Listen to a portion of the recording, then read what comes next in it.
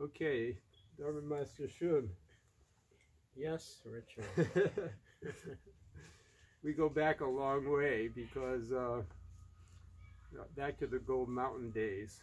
So we've already told each other all the stories so many times, but for the benefit of those who haven't heard them all, we're going to talk a little bit of story now. As the Hawaiians say, talk story. That's short for let's get together and say something. So here goes. So tell me a funny story. Well, actually, what I was thinking of was I have two stories. They're very short, but the main idea is that, you know, don't be so rigid on following the precepts and missing the whole spirit, especially with the Mahayana, the great compassion, having common sense, but also letting compassion, and you could say common sense, be your guide. And so I have two situations in which the Master Shifu really taught me to not be so.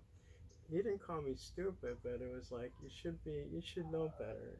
In both stories, I had already been a monk for 10 years. You know, we go back to 74 when I first came. You became a novice way back in 73, but we became bhikshus together in 76. So both stories take place. One takes place in 86. One is around 85, 86. And so, so at Old Gold Mountain Monastery in 15th Street in San Francisco, not the fancy Chinatown Gold Mountain that we have now, but the old converted mattress factory Gold Mountain.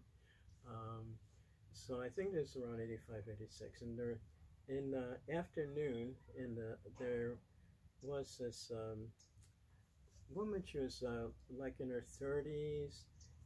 She obviously was an office worker. She was Mexican American, and she was really, really well dressed. And she'd come in, you know, she would come to the temple maybe once or twice a week, and in the late afternoon, early evening, maybe 3, 4, 5 o'clock, after she got off of work, obviously, and you know, she's really dressed to the hilt, and she'd come in, and you know, she'd sign in the book, and she would just bow and pray a little bit, and several times it was coincidental.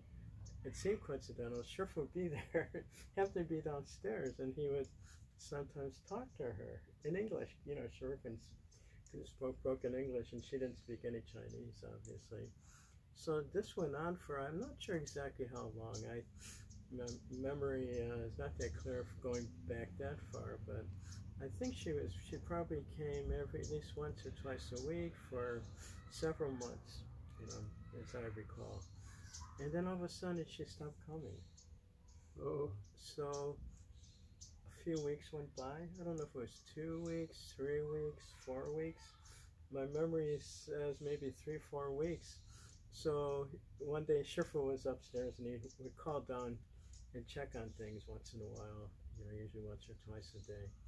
And he said, he called down and he said, hey, what happened to that lady, that, you know, Mexican-American lady who was coming all the time, and, you know, has she come? And I said, no, Shifu, she hasn't been here for 3, 4 weeks now. And he said, well, did you call her to see if anything's wrong? And I said, Shifu, I'm a bhikshu, I'm a monk. I can't call women. And he goes, oh, you know, I forget his exact words, but basically it was like, you know, don't be an idiot. He didn't say that, of course. But he said, you should call her, see, probably maybe something's wrong. Right. You know? Sick or something, or an accident. What do you mean you're a monk and you can't call? You know, Shiva didn't say this, but the implication was, where's your kindness and compassion? So I looked in, you know, because she always signed in. I looked up her name and phone number, and I called her, and she had some problems. And Shifu, I think Shifu could get on the phone So Shifu, I think, got on the phone and then started talking, and she came over. Wow. And talked to Shifu. Wow. I don't remember if it was right that day or the next day, but anyway, she came and Shifu talked to her for a long time. And I never asked, it was none of my business what was the problem, but she had some pretty significant family problem. Wow. But the big lesson is, don't be so attached. You know, the rules are for a purpose, you know, it's monastic rules. Yeah. And you don't want to, you know, be stupid. You know, have kindness and compassion for people. And especially, I was a monk already for 10 years. I mean, it ties in with overexertion, you know, like overdoing it, yes. you know, like clinging to the Dharma and missing the whole spirit of what, you know, the Bodhisattva path, you know, our ideal, the Mahayana path is to, you know, help living beings. Yeah. You lose sight of that. You get so fixated on the you know, literal meaning of the rules without following the spirit. So that's one thing. I love that story because that's a great story because it's so illustrative of a really important point. You know, not to cling to dharmas. Yeah. Yeah. Yeah. You want another one similar to that? Yeah. Why not? So we're in. So Shifu got invited to Indonesia back in 1986. And Mr. and Mrs. Murdaya were the ones who invited Shifu. So there was 3 monks lecturing in Hong Kong. And so I came from America with Shifu. The 2 of us with a laywoman went to Hong Kong, and then one of the 3 monks lecturing in Hong Kong was Reed Smith. So Shifu was accompanied by Heng Wu and myself and this laywoman to Indonesia, and as far as I know, I think that's the only time Shifu ever went to Indonesia. It was March, April 1986. So Mr. and Mrs. Murdaya gave us their home in Jakarta, their whole house with servants, you know, and they went somewhere else. They were very, very kind, and so Indonesia is very, very unusual, especially at that time, real strict laws and everything. So anyway, what happened is first or second day we were there, and there was a Bhakti Win monk who had been in Indonesia, who was from Thailand, but had, you know, started a monastery there that was good friends with them, and had been in Indonesia at that time probably for over 10 years. And so he was actually ordained at the same monastery I was when I was a novice in Thailand 10 years or so before that. Anyway, so after we arrived the next day, we had a meeting, and Mrs. Murdaya had all these different people. You know, it was me and Heng Wu. Shifu wasn't at this meeting, and you know, Shifu told us just take care of things and, you know, let him know what goes on. So they wanted us to take a sightseeing. So again, this is the same kind of principle, where here I am, I've been a monk for, you know, about 10 years, a bhikshu for 10 years, and I said, well, you know, we're monks. We don't go sightseeing, you know, we're cultivators. So I says, no, we're not going to go sightseeing, you know, me and Heng Wu, you know, they didn't, you know, want to include Shifu. Shifu's elderly. So then, of course, later in that day, Shifu says, okay, so what happened at the meeting? And oh, Shifu, they told us to go sightseeing. And he goes, what'd you say? I said, we're cultivators, we're monks, we don't go sightseeing. Same thing. Shifu says, oh, here there are hosts, and they've been so kind to us, inviting us, giving us their house, and you don't, he goes, of course you can go sightseeing. Yeah. So the next day, so I, you know, got in touch with them again right away, and said, yeah, we'll go sightseeing. So me and Heng Wu went sightseeing, and they spent probably, I'd say 3-4 many hours going all over the place.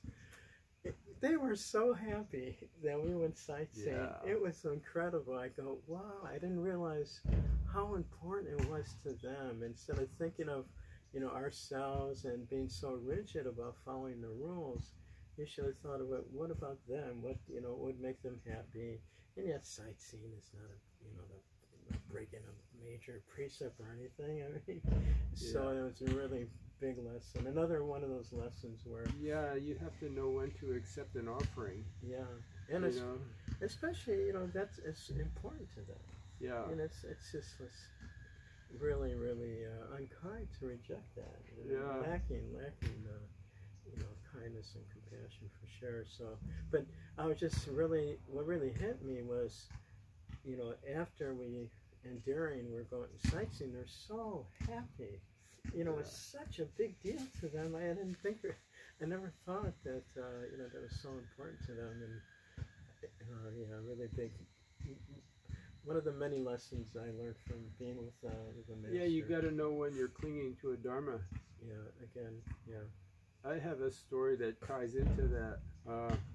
One time here, I saw some Indians walking around, so I offered to show them around the whole property.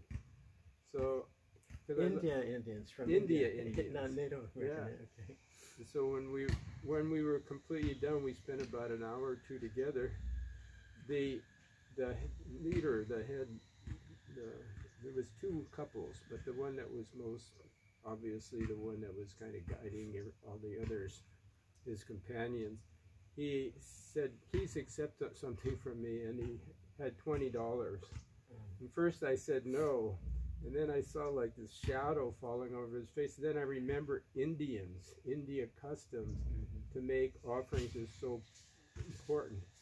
I said, well, since it's an offering, it's okay. And he gave me the $20 and he touched my feet. And it was so important to him, and it's so traditional, because he knew I had been a monk here, so it was very important to him. So of course, I didn't need the $20, but you got to know when to let go sometimes.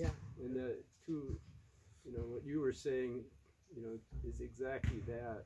You have to, after all, the precepts are to keep you out of trouble, to make you, and to don't forget your fundamental vows to help living beings, And I would say in that situation, if you had a vow, let's say you were a monk and you had a vow not to touch money, you might want to do it in that case just for him, You would think about that. Yeah, that's exactly right.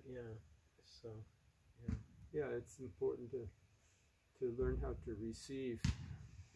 Even some people that aren't even connected with the Dharma have trouble receiving. They know how to give, but they don't know how to receive.